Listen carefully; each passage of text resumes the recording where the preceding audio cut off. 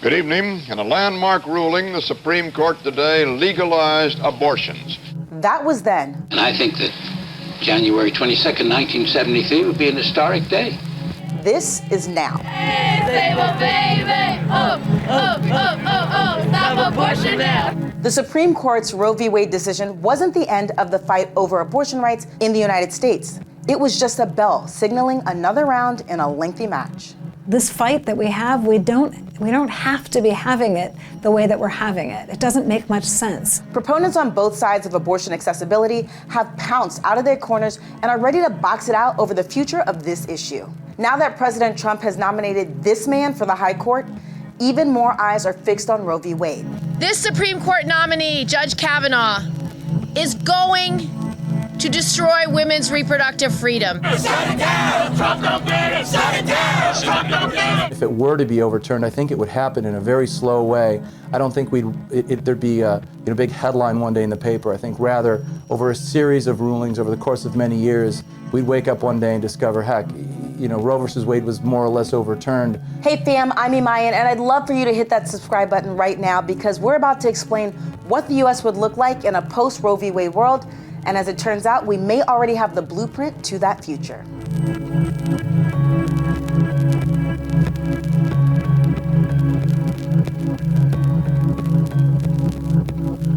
This is what the United States looked like in the 1970s. The Vietnam War had generations in conflict. President Richard Nixon won re-election, and just 1 year later, Watergate had already begun to consume his presidency. Let me remind you that the finest steel has to go through the hottest fire. And I can assure you, my friends, this room is full of fine steel tonight. And when the 1970s began, women still weren't allowed to have credit cards. This was the nation's backdrop when the Supreme Court's historic Roe v. Wade decision legalized abortion. But the minute it was decided, it was contested by anti-abortion advocates. In this instance, the Supreme Court has withdrawn protection for the human rights of unborn children, and it is teaching people that abortion is a rather innocuous procedure. The decision has been on the books now for 45 years, and today's stats show 1 in 4 women in the U.S. will have an abortion by age 45. But erasing Roe v. Wade isn't the way some anti-abortion advocates view success. Instead, activists like Eric Scheidler believe throttling it is the best way to neuter it. He says people who oppose abortion access should focus on chipping away at the precedent by finding ways to restrict the procedure. I think the chances of Roe versus Wade being reversed anytime soon are very low. It would take just the right sort of case and just the right sort of cultural moment. I think we're far more likely to see the Supreme Court allow further restrictions on abortion. Scheidler says cases like 1992's Casey v. Planned Parenthood already have done that, and he believes they've been more impactful than Roe. In Casey, the Supreme Court ruled that states could regulate abortion to protect the health of the mother and the life of the fetus. It affirmed most of Pennsylvania's 1982 Abortion Control Act, which required a 24-hour waiting period before procedure and that women be given informed consent. And the pursuit for restrictions didn't end there. If Roe ended right now, 22 states are likely to end abortion thanks in part to trigger laws. Those are laws some states have passed that say the procedure is immediately outlawed in the event Roe is overturned. The states most likely to eliminate access are concentrated in the South and Midwest. Even right now, there are cases working their way up through the system to help restrict Roe's precedent. There are any number of measures that the Supreme Court has allowed over the years to restrict abortion, regulate abortion in some way or another. And the standard that they're using now isn't the sort of carte blanche of abortion on demand that we saw in Roe versus Wade. Scheidler admits that even if Roe were reversed immediately, it wouldn't mean the end of abortion access in the U.S. The choice would revert back to the states. That's where you'd see the difference. Today, 42 states require licensed doctors to perform abortions. And that Pennsylvania law I mentioned earlier, in total, 27 states require a woman to wait a specified amount of time between when she receives counseling and when the procedure occurs. Author and attorney Michelle Oberman says these differences impact women differently depending on their financial status. The correlation between abortion and economics is crystal clear. Women have abortions when they feel that they cannot afford to have another child or to have a child. And we see that playing out when we look at the statistics of who has abortions in this country. The poorest 13% of women in this country have over half the abortions in this country. Around 75% of abortion patients in 2014 were poor or low income. 59% had at least one birth.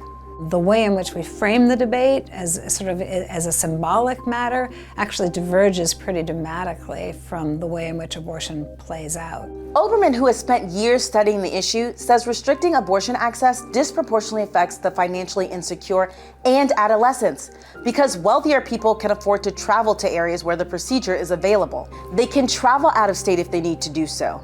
They can afford to take the days off of work. Abortion restrictions don't thwart them as much. That disparity doesn't bother Scheidler. I don't really see a problem with anyone having difficulty getting an abortion. I think that's good. I think it should be very difficult. Like many people, Oberman says she once assumed that if abortion was illegal in a country, then the nation would see fewer incidences of it. Abortion rates actually are higher in countries with the strictest laws around the world. Even if abortion is completely against the law, it doesn't go away.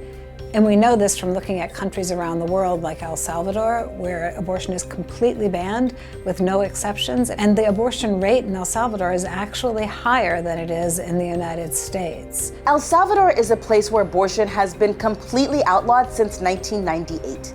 Women and girls face a prison sentence of between 2 and 8 years for having an abortion. It's a place where clandestine abortions are common and where a woman named Teodora del Carmen Vasquez spent 11 years in jail for the stillbirth of her child. El Salvador is one of 6 Latin American countries with total abortion bans. And generally speaking, the Global South has the world's most restrictive abortion laws. The lowest abortion rates are in North America and Europe, with Northern Europe having the lowest rates. Many European countries also have federally paid family planning programs, ranging from 35 weeks to a year. France gives expectant mothers 16 weeks off. Germany allows mothers to take up to 3 years off. Oberman believes that this type of support for pregnant parents is what contributes to those decreased rates of abortion. Scheidler says he'd love to see any support that lowers the number of procedures. Well, I'm happy to see any kind of measures that would assist families, that would make it more possible for women to choose life for their babies. It's often made out that everyone who's opposed to abortion is also opposed to health care or opposed to any kind of program, any kind of social programs, and I just don't see that to be true. Not from where I'm sitting, and it certainly isn't my position. Scheidler has always been anti-abortion, but not always conservative. He voted for Bill Clinton, and for a decade he identified as an atheist. And though he doesn't believe it's fair to compare the U.S.'s abortion outlook to countries like El Salvador, he did say a U.S. with strict abortion laws would probably look a lot more like Ireland. Until May 2018, Ireland had a nearly total abortion ban. Ireland has a low abortion rate, 17 per 1,000 women. Ireland also has public health care and 6 months paid maternity leave. Global comparisons aside, if Roe were reversed, there's one big reason the U.S. wouldn't go back to looking like it did before the ruling.